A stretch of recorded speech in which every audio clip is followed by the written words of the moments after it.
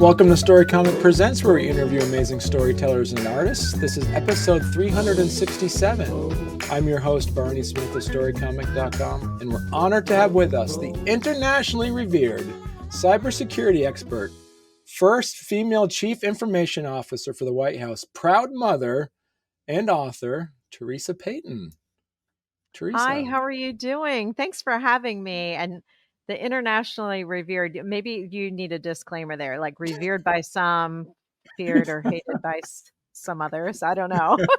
We'll see. But I could tell my mom paid you to say that, so I appreciate it. Yeah, there you go. And so we're here to talk about Manipulated, which is it's a second edition book. This came out in 2020. And before we started recording, there is, as you say, you're working on now, it's an updated version because a lot of things have changed in the mating in such a small window between 2020 and now we're in 2024. This is a new election year as well. There's a lot of stuff about AI. The book's about cybersecurity and a lot of things that people should be, like you said, paying attention to. And we now have to be active engagers of the information that we're getting and learning more to dissect what we're hearing. Because I know you said in one of your previous interviews talking about the manipulators behind this, correct? Yeah, I mean, here's the thing, Barney, is, before, the first time around in 2020 when the first edition of the book was released, I mean, there was a problem with deepfake forgeries, but the technology was expensive. You had to be fairly technical to deploy it and fairly professional in your trade craft as a criminal doing, kind of deepfake forgeries. And fast forward now, and you can generate an image using text. I mean, this is how much has changed in 4 years. And so now we really are at that point. How can you say to yourself, I can't even believe what I'm seeing, reading, and hearing with my own eyes because of the consumerization of deepfake technology? And I'm specifically referring to the ability using generative AI to actually generate audio, video, photographs, documents. I can make up a post on X and present it to you and say, somebody said something back in this date and time, and I can do it for free and make it pretty convincing. And I don't need a whole lot of technical skills to do it. I know that because we actually pretend to do things as part of our incident response tabletops that we do for our clients. So we'll kind of make up things like, the bad guys are saying they have your data. How do you respond? And so we use the tools for good. But it's the misuse of very good technology in the hands of people with bad intents that's really creating a problem for us. What is the average person supposed to do with being inundated with so much of this technology right now? Yeah, and that's really why I wanted to write the second edition, because I wanted to give everybody a guidebook, something in layman's terms. I've, as you saw, Barney, I've got fictional vignettes in there, so I try to make it entertaining, really unpack underneath all the geek speak and the tech speak. What can each of us do to basically spot and stop these misinformation and disinformation campaigns? Because it's not just impacting global elections, which is a problematic, how people vote. And candidly, many of the operatives who promote disinformation and misinformation actually would love it if we don't vote at all.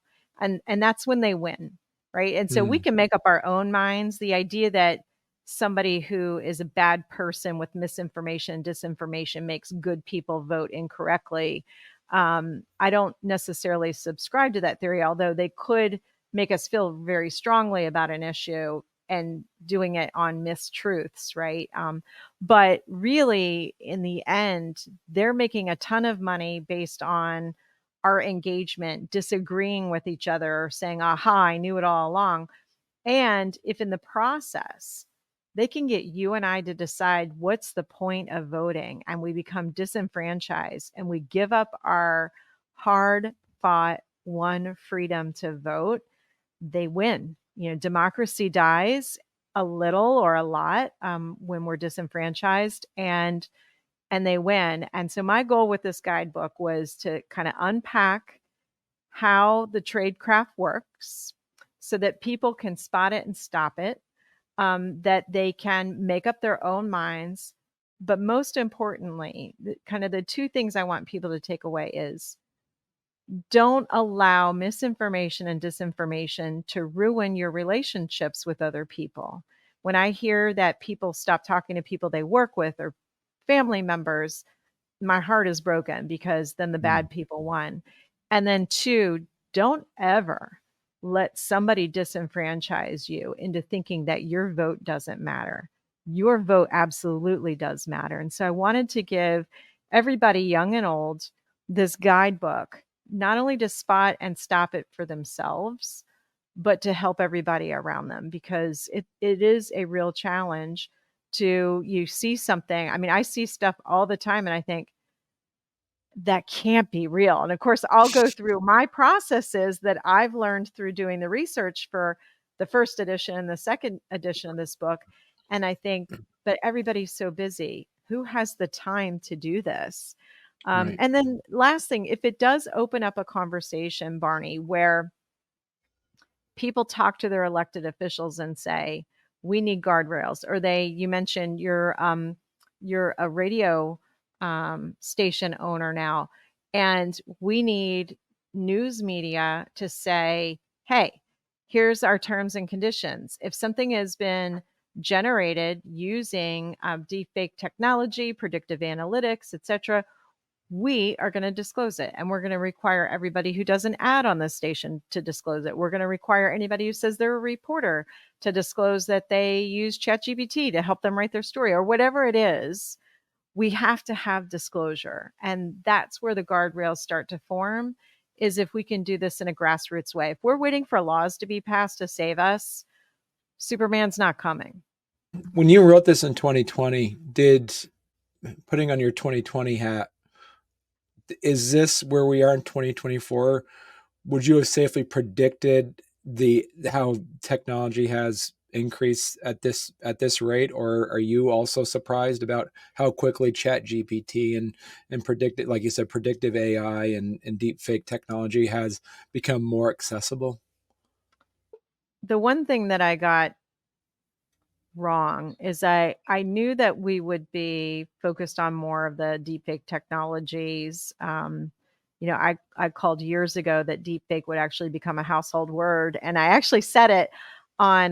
So WBT is one of the oldest, longest running radio stations in America, and so I'm on that program pretty much weekly and have been for a long time, and we do like what are my predictions, for the coming Right. year, and I remember saying deep fake will become a household word. And this was like in 2016 or so. And I remember Bo Thompson saying, what are you talking about? And us having kind of this conversation about it.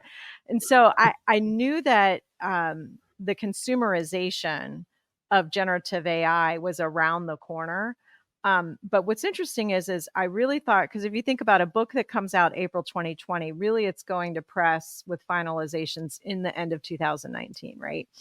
And so this is pre-pandemic, pre-COVID Right. 19, really becoming the shutdown of the world that it did, sadly, and all of the deaths and illnesses that came from that. But as I was going to press and sort of the final edits, I saw Web 3.0 and thought, oh, this is going to be a thing.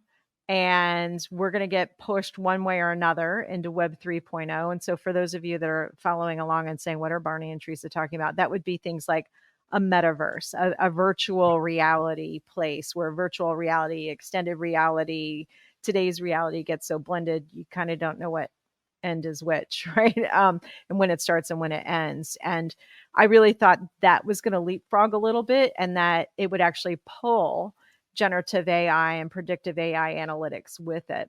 Obviously, most people have said, I'm not really thrilled. First of all, I don't want to wear the headphone or the headgear. And secondly, after being locked up, I think we all clamor to be with human beings and be in real situations. And so Web 3.0 is still a thing.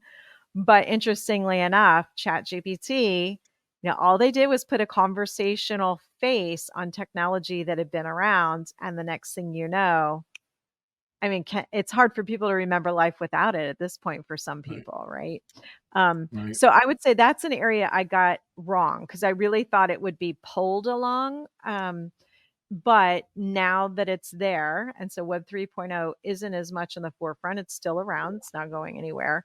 But really, in sort of the zeitgeist of our daily mindset is generative AI, whether it's people might be using it at a very cursory level, tell me a joke. Some people may be using it to edit stories, do research, organize their thoughts. Some people don't even know they're using it. That's the crazy thing about how quickly ubiquitous it is because it's actually embedded now into daily software that people are using and they don't even realize that they're invoking generative AI. That's all to say, again, these can be good technologies. Technology in and of itself isn't a bad thing. It's the lack of guardrails. It's a lack of governance frameworks around ethics. It's a lack of um, just because we can doesn't mean we should use it for this. And then, of course, people with bad intents and purposes misusing technology is bad. Well, hey there. If you're enjoying our podcast, don't forget to subscribe on YouTube or leave us a 5-star review on your favorite podcast platform. Your support means the world to us and helps us keep this show going. We love hearing from you, so any feedback is welcome. And thank you for being a part of our podcast family and for all your support. It truly means a lot to us. Do you predict that you're going to have to write a version 3 of this book in 2028? And what would you think you'd have to add to it? Oh gosh. I'm not sure because so this is a little bit of a spoiler alert for people who didn't read it the first time around, but I remember going to my book editor Joelle, book agent Joelle, who's just amazing, and Nancy's my book editor, but and going to her and saying, I'm writing the book and I'm going to put in there a whole chapter about, and so remember, this is 2018, 2019. I'm writing the book for release in 2020. And I said, I want to have a whole chapter dedicated to the fact that the election is going to be contested. That's my prediction. No matter who wins, I said, I'm not totally sure who's going to win, but no matter who wins, the other side is actually going to contest the election and it's going to get really ugly. And she was like, well, what's the cure for that? And I said, I don't believe there is one. And she's like, I'm not sure people are going to be able to handle that. And I know you like to write like little fictional stories. So why don't you just have fun creatively and just write a fictional account of your predictions because it might be more entertaining and something that people can take on, and you can morph the prediction and not have it be your actual prediction. It could just be more like a fictional story, like this is fiction for now. And I was like, oh, I think that's a really great idea. So in the first edition of the book, I did predict a contested election. I did not predict what unfolded in January after the election, but I did predict a contested election. I did predict people protesting and marching in the streets. So, I think people can spend some time reading that. I do, without giving a spoiler alert, I do give a prediction for 2024 if we do nothing. And I give an alternate reality if we all take responsibility and pitch in and change things. So it's long answer to your question, Barney, but yeah, there probably will be a need to talk about a 2028 version and probably a complete and total rewrite at that point because of the speed of technology and what operatives are getting away with. I mean, that's the other thing Right. too. How many people can you count have been charged and indicted? There's a group of Russians who were charged and indicted with misinformation and propaganda campaigns. How many people are serving time in jail though? And then, what is the disincentive right now for platforms to allow it to propagate and for the misinformation and disinformation peddlers. One of the Mm. things that I learned, Barney, that surprised me so much the first time I was researching the book was the financial benefit for the misinformation and disinformation peddlers. Every repost, every aha, every comment, every interaction is pennies on the click. Hmm. And what a way to launder money. What a way Right. to finance other things. And so the propaganda campaigns, the misinformation, disinformation, the more you and I either like it or don't like it or argue or agree with each other and amplify it, and it gets picked up by the algorithms, the more they make pennies on the click. So it is actually a financially lucrative thing for them to do. And it doesn't necessarily hurt platforms in the end unless Right. they get caught allowing it to propagate. So, I mean, basically, people are financially exploiting other people's confirmation bias. Then, basically, Yes. yeah. Yes. Um, yeah, it's really incredible. And so post publishing the book, I did a research project that I covered at RSA Security Conference, and the research project was on misinformation and disinformation around COVID-19. And so, not to get, I know, unfortunately, this can be political and it shouldn't be. This was a healthcare situation. But regardless of how you feel about the government's handling or how you feel about testing or vaccinations, and I'm not here to debate that. I'm not a healthcare professional, nor am I a politician. But we do know that there were misinformation and disinformation peddlers on all sides of each of these issues. And so we were actually able to uncover three individuals who were the source of a lot of this misinformation and disinformation peddling and turn over our findings to law enforcement. And then we anonymize the results for a cybersecurity conference where we revealed our research. And basically, we did a rough back of the napkin calculation of the hundreds of thousands of dollars these three individuals were most likely making, almost like a pyramid scheme of getting people to like fund our legal campaign because we're fighting for your rights, to people doing click through ads to get to the news story. I mean, you name it.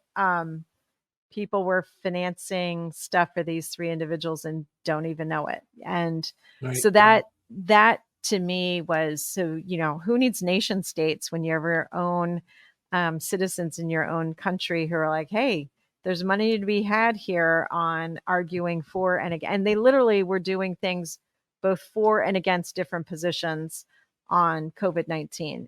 And that's what people need to take away from it, is not everybody is who they appear to be. And if they're taking a side on an issue, do your research, do your homework on the individual. What other causes did they back before? What are their true credentials? How can you do some research on them? Do they have a real practice, a law practice, a healthcare practice? And that's what we found as soon as we went about an inch deep on three of these accounts that were doing the most propagation. Nope. Theresa, how would our listeners and viewers say, um, like, help me out, Theresa? I find something online. Is there a website that I can fact check this in real time if I see something that pop up? Is there a safe place that someone can go and just like cross check information that they're getting? Yeah, this is a tough one because we're all so busy. Right. So what I tell people is, if you have something that does either give you a reaction of like, aha, I knew it all along and just nobody's talking about it, and this is the answer. Maybe that's correct. Maybe it is factual, um, but maybe it's not. And same thing, if you have like, you are observing other people have a huge emotional reaction to something that's been posted, the best way to do your homework in a way that's not a big time consumption for you, because we're all super busy, Mm. is always have three sources. So pick out a trusted news source that's local, pick out a national news source. And, people say, well, what if it's biased? If you're picking out three and one's local and one's national and one's international, because there's a lot of great international reporting. We do reporting on other countries do reporting on us, and they want America to succeed, but they don't have a dog in the hunt. And in some of those cases, and some the news organizations don't want America to succeed, but that's a whole nother thing, right? And so if you have these three sources, just take whatever's been posted and just do search, simple search terms, and see what those news organizations are saying about that. The Right. other thing you can do is you can flag things to the social media companies and you can say, I think this is misinformation or disinformation. And they'll eventually take a look at it. If you think you're looking at a deep fake, so I'll give you an example. When Princess Kate very bravely came out and talked about her cancer diagnosis, and she was sitting on a bench in a park with this beautiful striped sweater on. Part of the internet decided, I guess, that princesses don't rewear sweaters. And so they said this was a deep fake video of her, that it wasn't really her because look, she wore this sweater in this picture from a few years ago and a few years ago here, and it's not really her. And people who I know and respect were getting wrapped up into this theory that it wasn't really her and it was a deep fake video. And so I just took a moment and I just ran it through. There's a free deep fake, it's called Deepware Scanner. You can look it up, and if people can't find it, just reach out to me on LinkedIn, and I can show you where to find it. And Barney, I can get you the link after this. Okay. And I just ran the video link, and it said this is not a deep fake. And what's Okay. interesting is I use that same tool. So I took a video of a celebrity and myself, and I morphed the two videos, and then I edit it to say something that hadn't been said before. And I ran that video through that same tool. And what's interesting is the tool struggled for a little bit because it was like, wait, that's real. That's real. Wait, now it's all spliced together. And so it finally came to the conclusion, based on the heavy editing and the tools that have been used, this was most likely a deep fake. So Wow. the tool's super easy to use and it's free. So that can be a great way if you see a politician or somebody saying something you think that's preposterous, then you can use this link and you can do your fact checking. So Teresa, my next question for you is, taking off your, say, like your content expert hat and putting on your author hat. As an author, what are some of your concerns with like Chat GPT and generative AI? I mean, a couple of things. Obviously, many of the generative AI platforms, just like early search, days of early search engines, they're being trained on the internet, the open web. And we all know the internet has some great things on it, like rolling pandas are amazing. I mean, who does not want to see a rolling panda? I will probably look at them tonight because it's been a pretty busy day at work, a lot of distress calls. There's a lot of ransomware going on right now. And I'm like, I'm probably going to need some rolling pandas to look at tonight. Right. And so the internet has these like amazing things.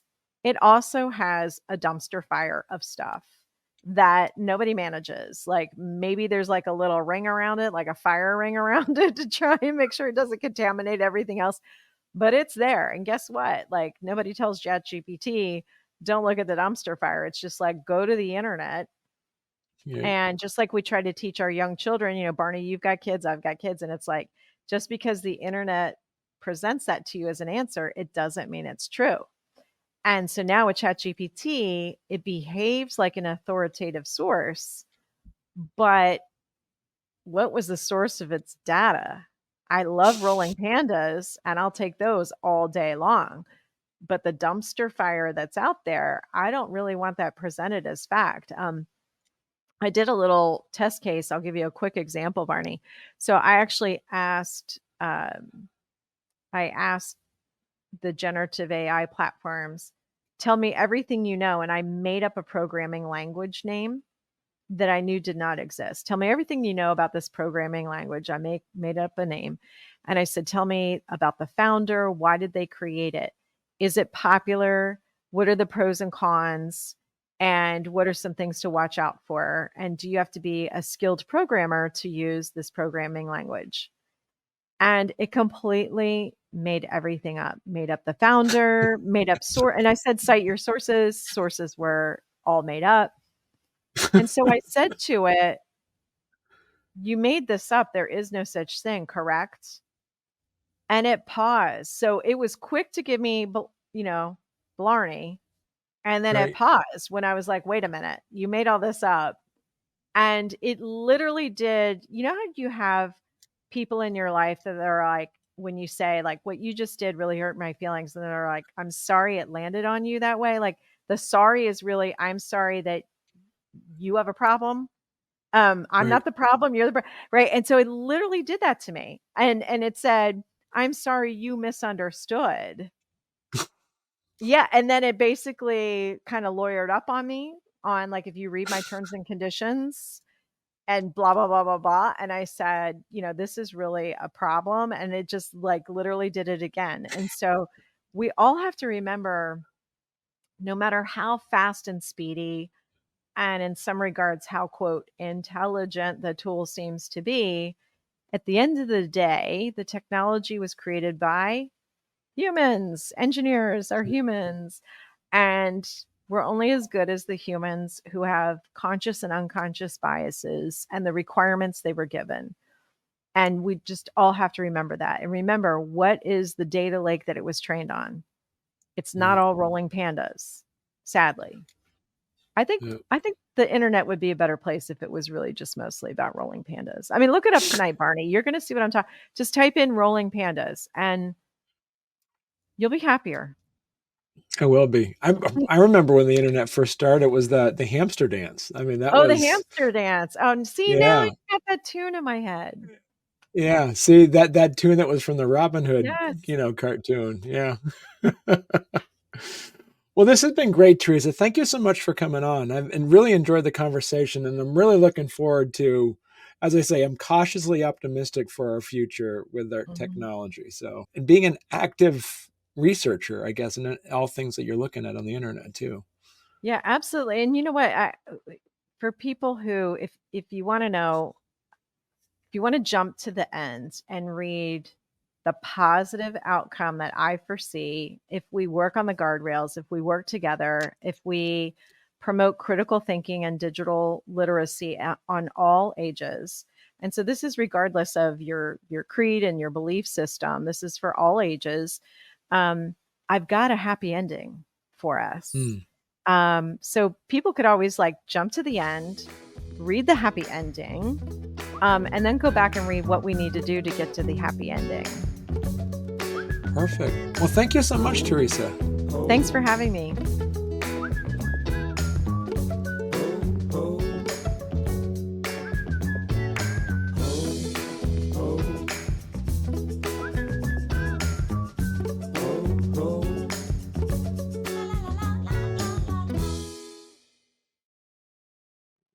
That's a nice. That's a nice mic too. What kind of mic is that? That is a great question. I had one of the groups that I do regular recordings for send it to me. Oh yeah. Um, yeah, yes, I think the box that it's attached to is called Focusrite. Okay. All right. And you got the pop filter and everything on there too. Not at Look at that. all. Yeah, I look super pro.